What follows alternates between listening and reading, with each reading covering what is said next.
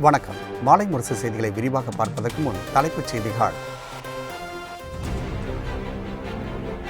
அயோத்தி நில விவகாரத்தில் சமரசம் செய்ய 3 பேர் கொண்ட மத்தியஸ்தர் குழு நியமனம். ஓய்வு பெற்ற நீதிபதி கலிஃபுல்லா ஸ்ரீ ரவிசங்கர் வழக்கறிஞர் ஸ்ரீராம் பஞ்சுவை நியமித்து உச்சநீதிமன்றம் உத்தரவு.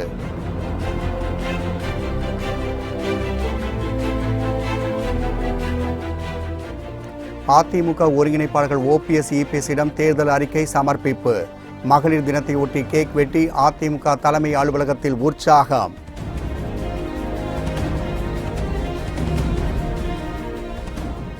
தனது மகளோ மைத்துனரோ எந்த காலத்திலும் அரசியலுக்கு வரமாட்டார்கள்.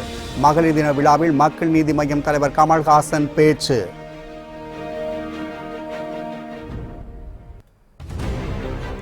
திருவாரூர் தியாகராஜ சுவாமி சிலை பாதுகாப்பு மையத்தில் 2வது நாளாக சோதனை. போலி சிலைகள் கண்டுபிடிக்கப்பட்டதை அடுத்து சிலை கடத்தல் தடுப்பு பிரிவினர் அதிரடி.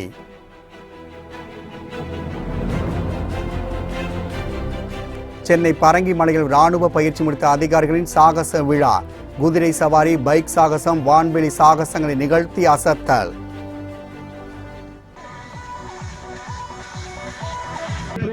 And most importantly, the heart of the lion.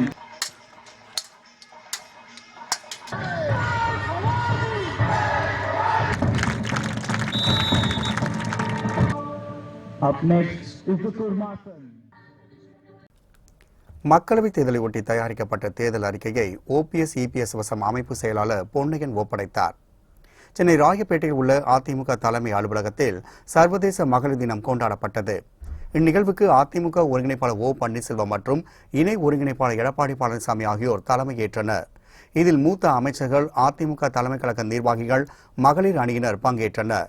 மகளிர் தின விழாவை ஒட்டி அதிமுக மகளிர் அணி சார்பில் கேக் வெட்டி கொண்டாடப்பட்டது. பின்னர் நலத்திட்ட உதவிகள் வழங்கப்பட்டன. அப்போது நாடாளுமன்ற தேர்தலை ஒட்டி அதிமுக சார்பில் தயாரிக்கப்பட்ட தேர்தல் அறிக்கையை ஓபிஎஸ் இபிஎஸ் வசம் அமைப்பு செயலாளர் பொன்னையன் ஒப்படைத்தார். இதில் ஏதேனும் திருத்தங்கள் இருப்பின் அதனை மேற்கொண்டு முழு வடிவத்துடன் அதிமுக தேர்தல் அறிக்கை வெளியிடப்படும் என்று தெரிவிக்கப்பட்டுள்ளது.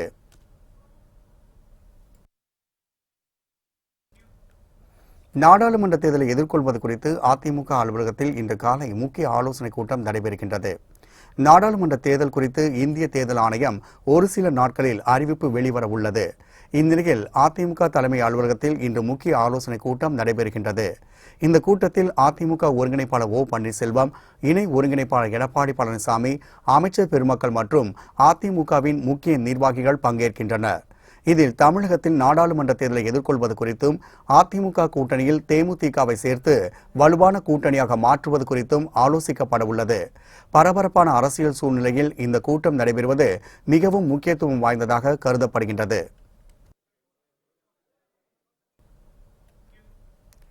மக்கள் நீதி மையத்தை பொறுத்தவரை தனது மகளோ மைத்துனர்களோ அரசியலுக்கு வர மாட்டார்கள் என கமல்ஹாசன் தெரிவித்தார். மக்கள் நீதி மய்யம் கட்சி சார்பில் மகளிர் தின விழா சென்னை ஆழ்வார்பேட்டை உள்ள தலைமை அலுவலகத்தில் நடைபெற்றது. இதில் பங்கேற்று பேசிய கட்சியின் தலைவர் கமல்ஹாசன், மக்கள் நீதி மையத்தை பொறுத்தவரை மகளிருக்குத்தான் முக்கியத்துவம் தரப்படும் என தெரிவித்தார். தமிழர்களுக்கு வேலைவாய்ப்பை அதிகப்படுத்துவது நம் கடமை என கூறியுள்ள அவர், மக்கள் நீதி மையத்தை பொறுத்தவரை தனது மகளோ மைத்துனர்களோ அரசியலுக்கு வர மாட்டார்கள் என உரையாற்றினார். இங்கே தமிழர்களுக்கு வேலை வாய்ப்பை அதிகப்படுத்த வேண்டியது நம் கடமை. எனக்கு பிறகு என்னுடைய மகளோ மைத்துனனோ அவர்கள் தான் வருவார்கள் என்பதும் கூடாது. அதனால்தான் எங்களை கிண்டல் அடிக்க கவலையே படாமல் வெளியிலிருந்து திறமையாளர்கள் யார் என்று நீங்கள் சொல்லுங்கள். நான் பார்த்துதான் தேர்ந்தெடுப்போம், ஃபில்டர் பண்ணி தான் எடுப்போம்னா கூட அதற்கான இந்த சமையலுக்கான இன்கிரீடியன்ஸை நீங்க தான் கொடுக்கணும் என்று நான் கேட்டுக்கொண்டிருக்கிறேன். அதை கிண்டல் அடிச்சாங்க. வெற்றி பெற்ற பிறகு நாங்களும் யோசிச்சோம், செய்ய ஆரம்பிச்சோம், அதுக்குள்ள ஒரு பண்ணிட்டாருன்னு சொல்ல போறாங்க. இந்நிகழ்ச்சியின் போது நடிகை கோவை சரளா மற்றும் கோவை சேர்ந்த மருத்துவர்கள் மக்கள் நீதி மய்ய கட்சியில் இணைந்தனர். திருவாரூர் பாதுகாப்பு மையத்தில் போலி சிலைகள் கண்டறியப்பட்டதை அடுத்து 2வது நாளாக இன்றும் சிலை கடத்தல் தடுப்பு பிரிவினர் சோதனை மேற்கொண்டு வருகின்றனர். திருவாரூர் தியாகராஜ சுவாமி ஆலயத்தில் உள்ள பாதுகாப்பு மையத்தில் வைக்கப்பட்டிருக்கும் சிலைகளின் உண்மைத்தன்மை குறித்து சிலை கடத்தல் தடுப்பு பிரிவு அதிகாரிகள், தொல்லியல் துறையினர் மற்றும் காவல்துறையினர் 5ஆம் கட்டமாக ஆய்வு நடத்தி வருகின்றனர். இந்நிலையில் 3ஆம் நாளாக நேற்றும் சிறப்பு அதிகாரி பொன் மாணிக்கவேல் நேரில் சென்று சிலை பாதுகாப்பு மையத்தை பார்வையிட்டார். இதுவரை 1897 சிலைகள் ஆய்வு செய்யப்பட்டுள்ள நிலையில் அதில் 5 சிலைகள் போலியானது என கண்டுபிடிக்கப்பட்டுள்ளது. இதேபோல் தஞ்சாவூர் புள்ளமங்கை கிராமத்தில் உள்ள பசுபதீஸ்வர ஆலயத்தில் பராந்தக சோழன் காலத்து 5 சிலைகள் மாற்றப்பட்டு போலி சிலைகள் வைக்கப்பட்டுள்ளன. இந்நிலையில் திருவாரூர் பாதுகாப்பு மையத்தில் 2ஆவது நாளாக இன்றும் சிலை கடத்தல் தடுப்பு பிரிவினர் சோதனை மேற்கொண்டு வருகின்றனர்.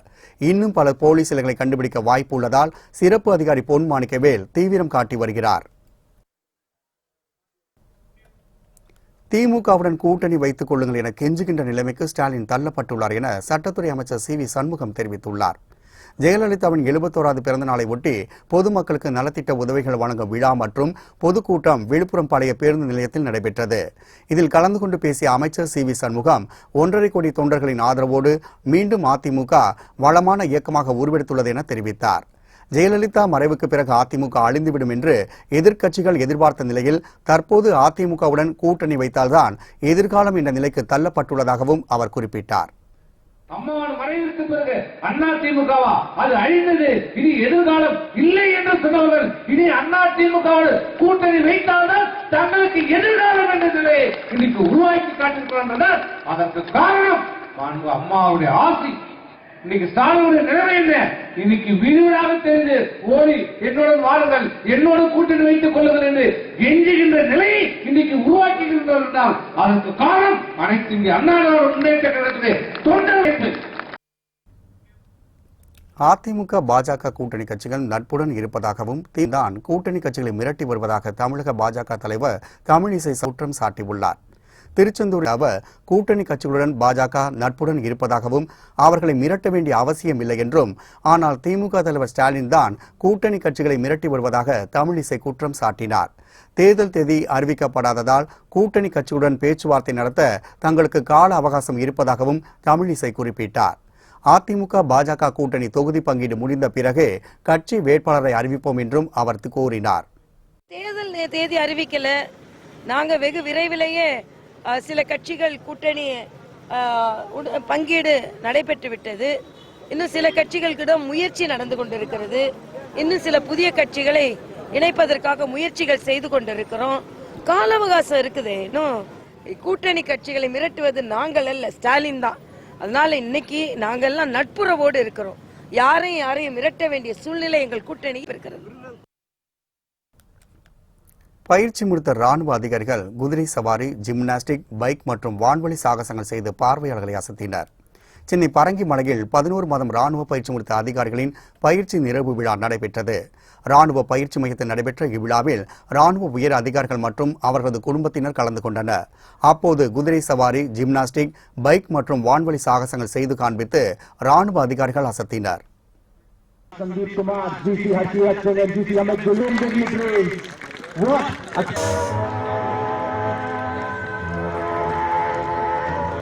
The third, the fourth part jump, no flag, and no flag. You're watching another dazzling display of elasticity, most importantly, the heart of a lion. Please give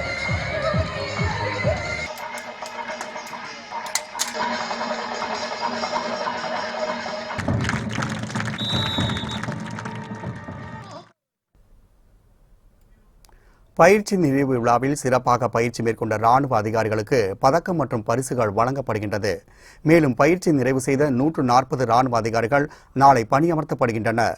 இதில் 30 பெண் அதிகாரிகளும் 18 வெளிநாட்டு அதிகாரிகளும் அடங்குவர் என்பது குறிப்பிடத்தக்கது. நாடு முழுவதும் வாகன ஓட்டுநர் உரிமம் மற்றும் ஆர்சி புத்தகம் ஆகியவற்றை பிளாஸ்டிக் கார்டு வடிவத்தில் வழங்க மத்திய தரைவழி போக்குவரத்து மற்றும் நெடுஞ்சாலைத்துறை அமைச்சகம் முடிவு செய்துள்ளது. ஓட்டுநர் உரிமம் மற்றும் வாகனங்களுக்கான ஆர்சி புத்தகம் ஆகியவை காகிதத்தில் வழங்கப்பட்டு வருகின்றது. இவை விரைவில் பழுதடைவதாலும் கிழிந்து விடுவதாலும் அதனை பராமரிப்பதில் பல்வேறு சிரமங்கள் ஏற்பட்டு வருகின்றன. இந்நிலையில் ஓட்டுநர் உரிமம் மற்றும் ஆர்சி புத்தகத்தை ஏடிஎம் கார்டு போன்று பிளாஸ்டிக் கார்டு வடிவத்தில் வழங்க மத்திய தரைவழி போக்குவரத்து மற்றும் நெடுஞ்சாலைத்துறை அமைச்சகம் முடிவு செய்துள்ளது. இது தொடர்பான புதிய விதிமுறைகளை அமைச்சகம் உருவாக்கியுள்ளது. இந்த கார்டுகளை தரமாகவும் நீடித்து உழைக்கும்படியாகவும் PVC அல்லது பாலிகார்பனேட்டால் தயாரித்துக் கொள்ளலாம் என மாநில அரசுகளுக்கு பரிந்துரை செய்யப்பட்டுள்ளது. இதனால் ஓட்டுநர் உரிமம் மற்றும் ஆர்சி புத்தகத்தை பராமரிப்பது எளிதாக்கப்படுகின்றது. சர்வதேச பெண்கள் தினத்தை முன்னிட்டு இன்று ஏர் இந்தியா நிறுவன விமானங்களை முழுக்க பெண்களே இயக்கினர். இன்று சர்வதேச மகளிர் தினம் கொண்டாடப்பட்டு வருகின்றது. இதில் ஏர் இந்தியா நிறுவனம் பெண்களை கௌரவிக்கும் வகையில் முழுக்க பெண்களால் இயக்கப்படும் விமான சேவையை அளித்துள்ளது.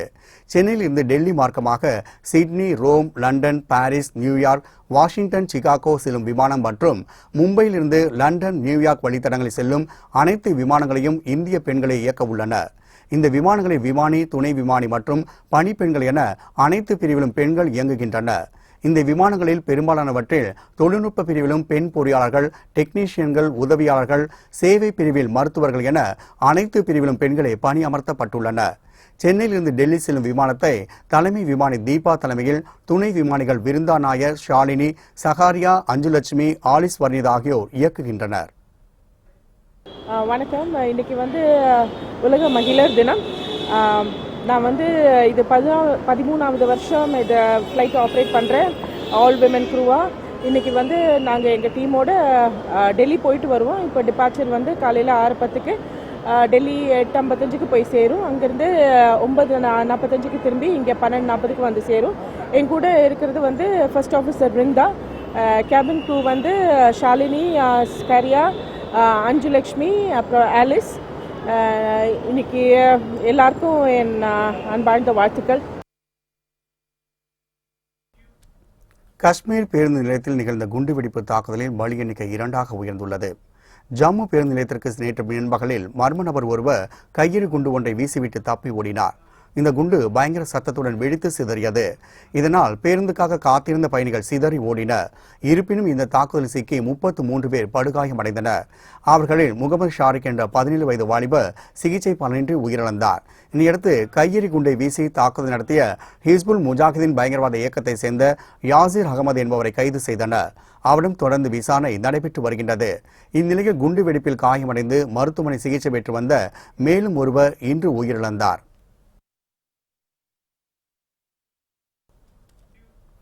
நாடாளுமன்ற மக்களவைத் தேர்தலை ஒட்டி மேற்குவங்க முதலமைச்சர் மம்தா பானர்ஜி இன்று முதல் தேர்தல் பிரச்சாரத்தை தொடங்குகிறார்.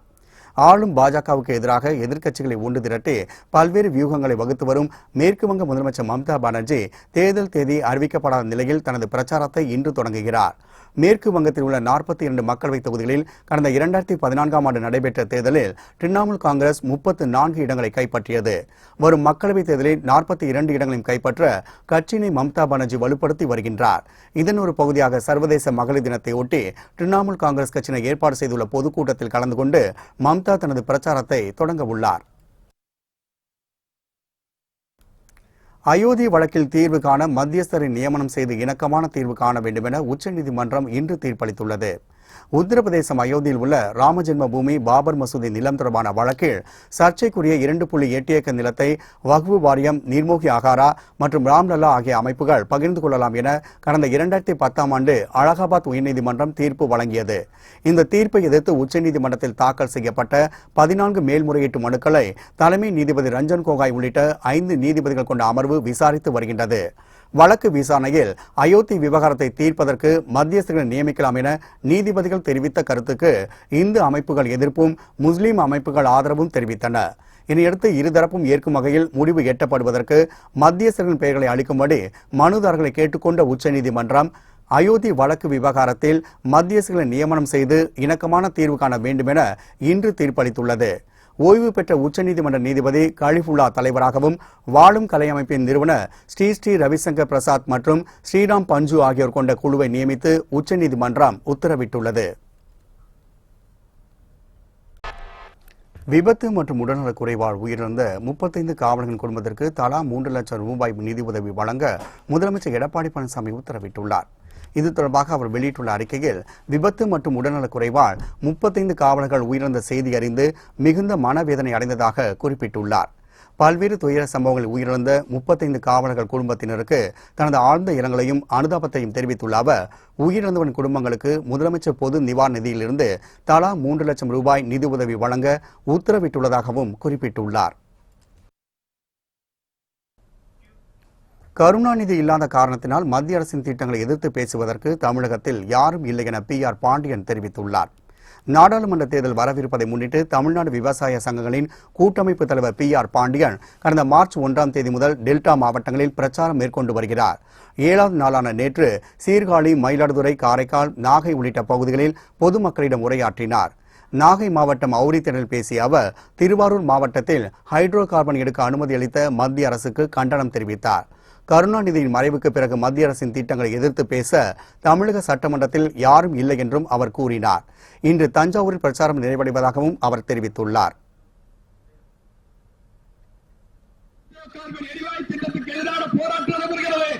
சட்டமன்ற கூட்டம் அமைதிகளில் முடிகிறது. அறிவிக்கப்பட்டிருக்கிற தொகுதி கலைஞர் அவர்களுடைய தொகுதி. கலைஞர் உயிரிழப்பால் அந்த தொகுதி இன்றைக்கு மக்கள் குரல் இல்லாமல் இருக்கின்ற இடைவெளி. இதனை பயன்படுத்த திட்டம் நிறைவேற்றப்பட்டிருக்கிறது. கலைஞர் மட்டும் உயிரோடு இருந்திருப்பாரே, ஆனால் அந்த திட்டம் திருக்காரமசலுக்கு வருமா? இதை சட்டமன்றத்தில் கேட்பதற்கு கூட நாதியற்ற நிலையில் தமிழக விவசாயிகள் அழகிக்கப்படுகிறார்கள். செங்கல்பட்டில் 4 வயது சிறுமிக்கு பாலியல் தொல்லை கொடுத்த முதியவரும் இச்செயலுக்கு உடந்தையாக இருந்த மனைவியும் கைது செய்யப்பட்டுள்ளனர். காஞ்சிபுரம் மாவட்டம் செங்கல்பட்டு நகரத்தில் அனுமந்த புத்தேரி பகுதியில் வசித்து வருபவர் 65 வயதான மனோகரன். கூலி வேலை செய்யும் இவருக்கு தினமும் மது அருந்தும் பழக்கம் உள்ளது. இவரது வீட்டின் அருகே 4 வயது சிறுமி விளையாடிக் கொண்டிருந்தாள். அப்போது மது போதையில் இருந்த மனோகரன் சிறுமிக்கு பாலியல் தொல்லை கொடுத்துள்ளார். சிறுமியின் அலறல் சத்தத்தை கேட்டு அங்கு வந்த அப்பகுதி மக்கள் அவரை பிடித்து அனைத்து மகளிர் காவல் நிலையத்தில் ஒப்படைத்தனர். சிறுமியை சிகிச்சைக்காக அரசு மருத்துவமனைக்கு அனுப்பி வைத்தனர். காவல்துறை நடத்திய விசாரணையில் முதியவர் பாலியல் தொல்லையில் ஈடுபட்டது தெரியவந்தது. வழக்கு பதிவு செய்த போலீசார் முதியவரையும் இச்செயலுக்கு உடந்தையாக அவரது மனைவி சந்திராவையும் போக்சோ சட்டத்தின் கீழ் கைது செய்து சிறையில் அடைத்தனர். இலங்கையிலிருந்து சட்டவிரோதமாக ராமேஸ்வரம் வந்த 2 பேர் கைது செய்யப்பட்டுள்ளனர். ராமநாதபுரம் மாவட்டம் ராமேஸ்வரம் வழியாக இலங்கைக்கு சட்டவிரோதமான செயல்பாடுகள் அதிக அளவில் நடைபெற்று வருகின்றது. இதனை கண்காணிக்கும் பணியில் கியூ பிரிவு மற்றும் கடலோர பாதுகாப்பு குழும காவல்துறையினர் ஈடுபட்டனர்.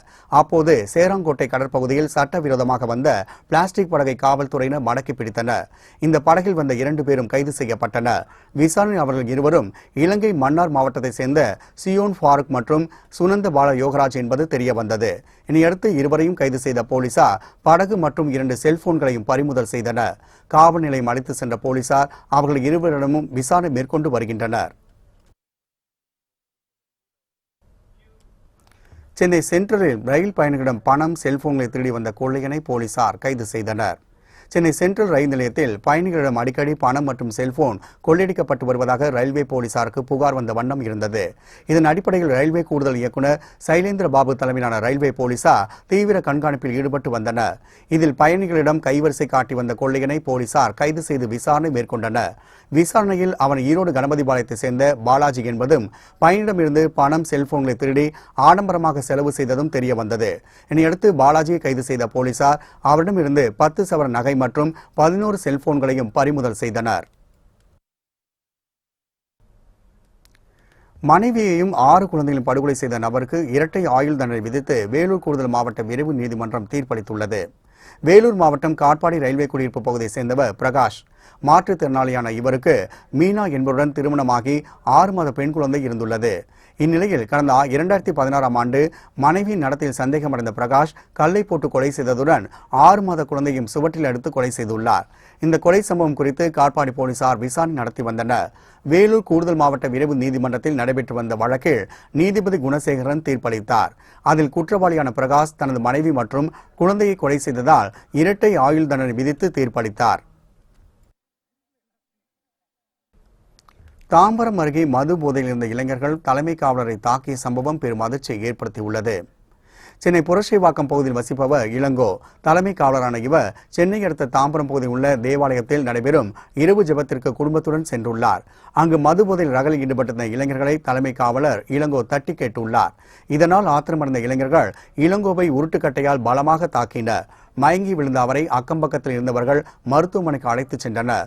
தற்போது மேல் சிகிச்சைக்காக இளங்கோ சென்னை ராஜீவ்காந்தி அரசு மருத்துவமனையில் அனுமதிக்கப்பட்டுள்ளார். காவலரை தாக்கிய பாஷா, கார்த்திகேயன், சாந்தகுமார் உள்ளிட்டோரை போலீசார் கைது செய்து விசாரணை மேற்கொண்டு வருகின்றனர். கோவளம் பகுதியில் கொத்தடிமைகளாக வேலை பார்த்து வந்த 31 பேரை வருவாய்த்துறை அதிகாரிகள் மீட்டுள்ளனர். காஞ்சிபுரம் மாவட்டம் திருப்போரூர் அடுத்த கோவளம் பகுதியில் கொத்தடிமைகளாக சில நபர்கள் வேலை பார்த்து வருவதாக மாவட்ட நிர்வாகத்திற்கு தகவல் கிடைத்தது. அடிப்படையில் அங்கு சென்ற வருவாய்த்துறையினர் ஆய்வு மேற்கொண்டனர்.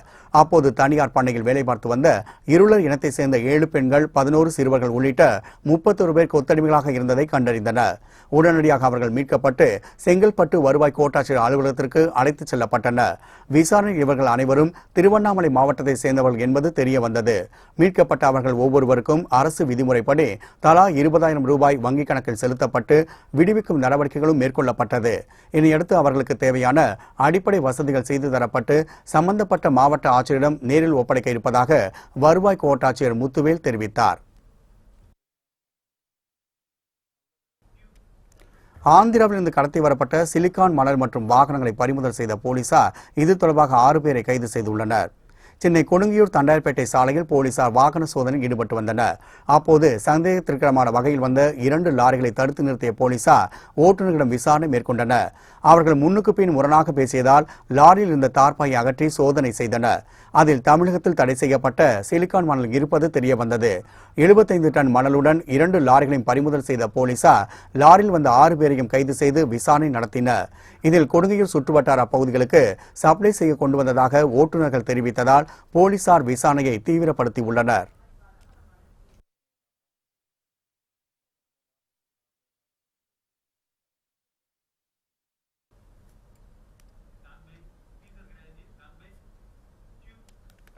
ஓசூர் அருகே காரில் சென்ற கணவன் மனைவியை வழிமறித்து நகை பணத்தை பறித்துக் கொண்டு கடத்த முயன்ற சம்பவம் பெரும் அதிர்ச்சியை ஏற்படுத்தியுள்ளது. கிருஷ்ணகிரி மாவட்டம் ஓசூர் அருகே ராஜேஸ்வரி நகரை சேர்ந்தவர் சர்வேஸ்வரன். இவர் சொந்தமாக தொழில் செய்து வருகின்றார். இந்நிலையில் இவரும் இவரது மனைவி ஸ்ரீபிரியாவும் விமான நிலையத்திற்கு சென்றுவிட்டு பின்னர் நள்ளிரவில் காரில் வீடு திரும்பிக் கொண்டிருந்தனர். அப்போது மாலூர் பாகலூர் சாலையில் காரில் பின்தொடர்ந்து வந்த 8 பேர் கொண்ட கும்பல் சர்வேஸ்வரன் காரை வழிமறித்து கத்தி முனையில் மிரட்டி ஸ்ரீபிரியா அணிந்திருந்த 16 சவரன் தங்க வைர நகைகள் மற்றும் 40,000 ரூபாய் ரொக்க பணத்தை பறித்துக் கொண்டு அவர்களை காருடன் கடத்திச் சென்றனர். சர்வேஸ்வரன், ஸ்ரீபிரியா இருவரும் கூச்சலிடவே கிராம மக்கள் திரண்டு காரை துரத்தி சென்று மடக்கி பிடித்தனர். இதில் 2 பேர் பிடிபட மற்றவர்கள் நகை பணத்துடன் தப்பிச் சென்றனர். இதுகுறித்து தகவல் அறிந்து வந்த போலீசார் 2 பேரையும் கைது செய்து விசாரணை மேற்கொண்டனர்.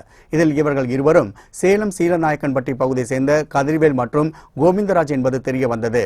சினிமா பாணியில் அரங்கேறிய இந்த சம்பவம் அப்பகுதியில் பெரும் பரபரப்பை ஏற்படுத்தியது. ஊர் மக்கள் எல்லாம் துரத்தும் போது எங்களை பார்த்துட்டு எல்லாமே செதுறிட்டாங்க.